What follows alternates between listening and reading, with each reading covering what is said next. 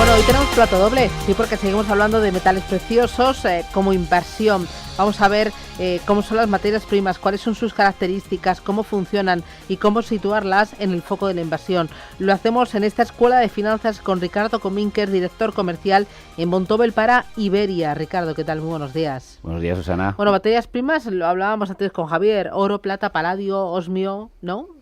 Bueno, Hay muchas, hay hierro, cobre, cereales también, trigo, ganado, cacao. Bueno, nosotros tenemos un fondo de renta, ya me sale renta fija, de materias primas, de commodities, que además tiene se han lanzado hace más de 15, casi 20, alrededor de 20 años. Y la verdad es que la gestora siempre nos dice lo mismo, ¿no? Nos dice, bueno, al fin y al cabo, si tú por la mañana vas a una cosa tan sencilla como comprarte el pan, pues los panaderos necesitan trigo, necesitan materia prima. Por otro lado, si tú te compras el coche, pues el coche lo que está necesitando son metales preciosos para todo el proceso, en este caso de la explosión o incluso del proceso eléctrico.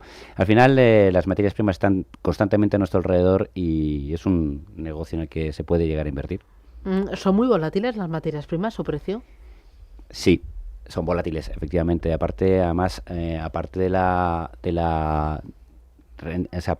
diferencia principal con la renta fija, con la renta variable, es que dependen principalmente del precio, de la revalorización de las materias primas. Es decir, una materia prima no te va a dar un dividendo, no te va a dar un cupón, no te va a dar ninguno de este tipo de rendimientos, que sí que te dan activos con más tradicionales, como puede ser, ya digo, la renta fija o la renta variable. ¿Cómo se pueden añadir las materias primas a una cartera de inversión?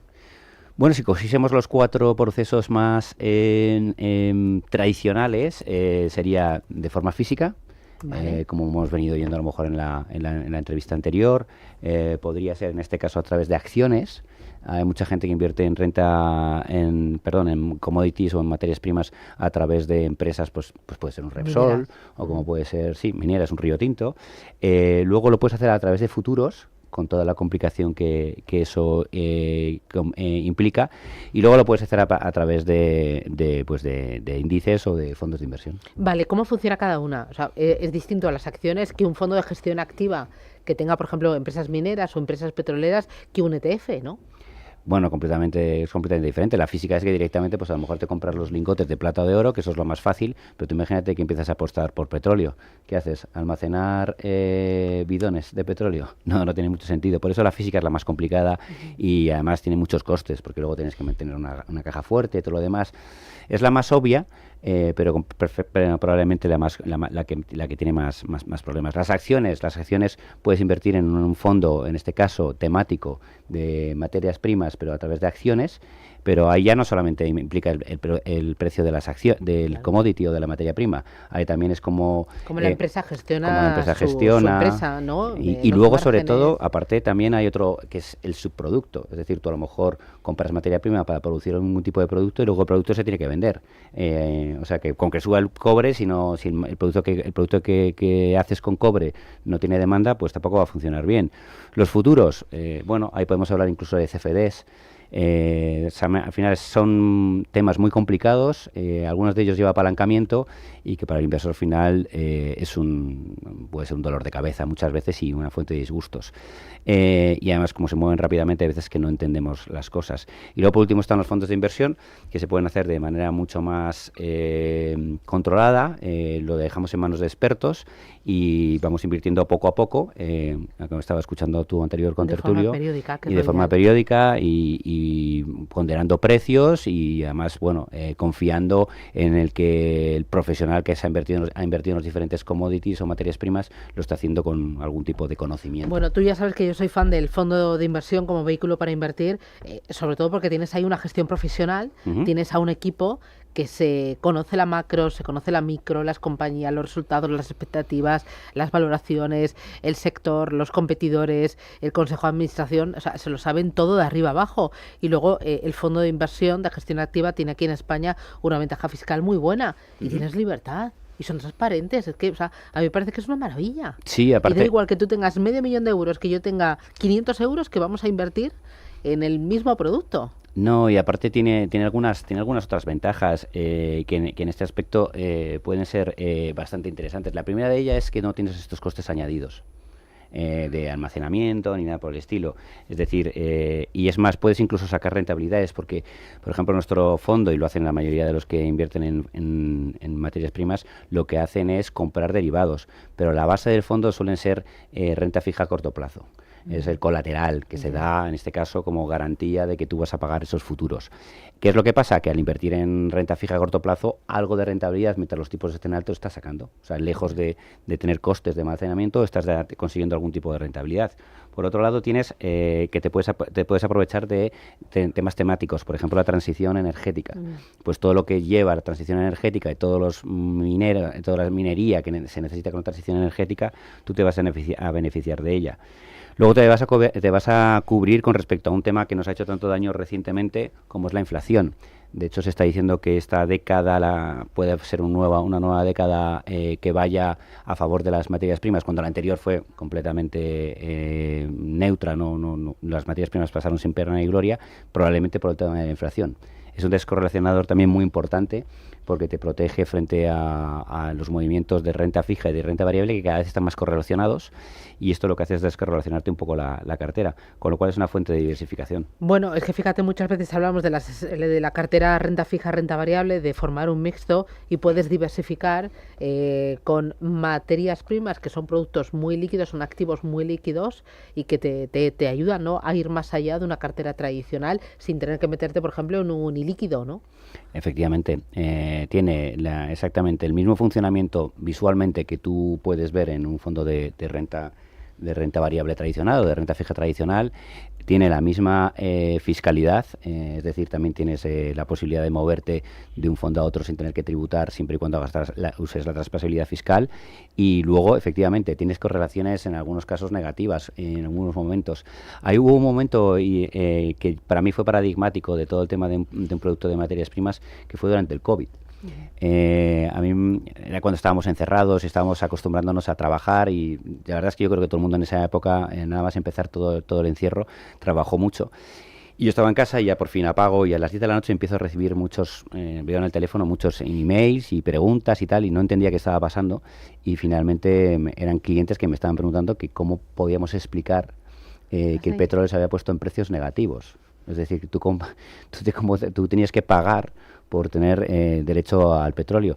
Y era bastante claro, como en teoría nadie iba a consumir petróleo porque estábamos encerrados, ya el coste era tan alto de almacenamiento que el petróleo estaba en negativo. Entonces se dan paradojas, esto ya se ha llevado al extremo, pero tan interesantes como esas. Y dependes también de factores externos muy interesantes dependiendo de la materia prima que sea. Claro, y con un fondo de inversión de gestión activa puedes diversificar en distintas materias primas, no jugártelo todo al petróleo o, por ejemplo, al oro.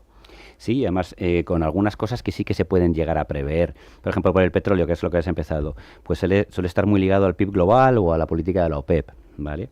Si hablamos de metales básicos, pues ahí te tienes que fijar bien en el crecimiento chino, que es la gran fábrica del mundo, y en la demanda de la transición energética, porque cuanto más demanda haya de transición energética, más metales básicos vas a necesitar. En cuanto a cereales, pues ¿qué es lo que te puede hacer cambiar? Pues la producción de cereales, con lo cual el factor principal está en el tiempo que hay en América Latina o en África, que son grandes también fabricantes de cereales, o en la región del Mar Negro.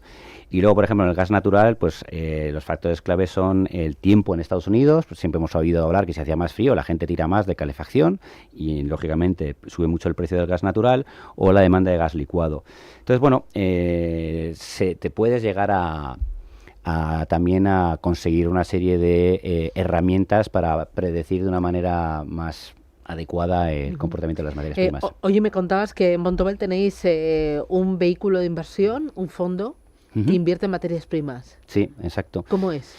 Bueno, es un fondo, en Bontobel lo llevamos teniendo yo creo que desde el año 2007, pero fue una boutique que compramos que ya trabajaba con este fondo anteriormente, por eso digo que podemos hablar casi de 20 años gestionando materias primas, y lo que hace es invierte más allá del Commodity Bloomberg Index, que ahí hay 24 commodities cotizados, nosotros nos podemos ir hasta 27, Por ejemplo, un commodity que no estaba en ese índice y que nosotros hemos venido invirtiendo en él es el cacao, que fíjate que ahora ha subido muchísimo de precio y ha venido funcionando muy bien.